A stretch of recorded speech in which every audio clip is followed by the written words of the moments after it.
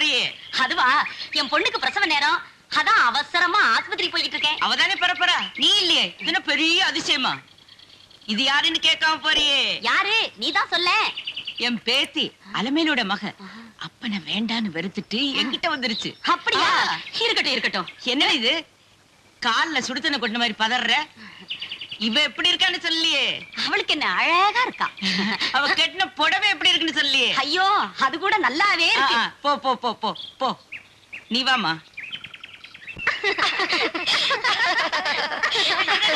வாங்கடி வாங்க. என்னங்கடி ஒரே கூத்துங்குமாளமும்?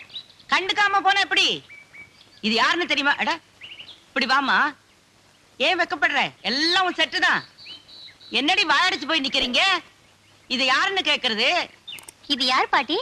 இது என் பேத்தி சுந்தரி. வாய முடுங்கடி.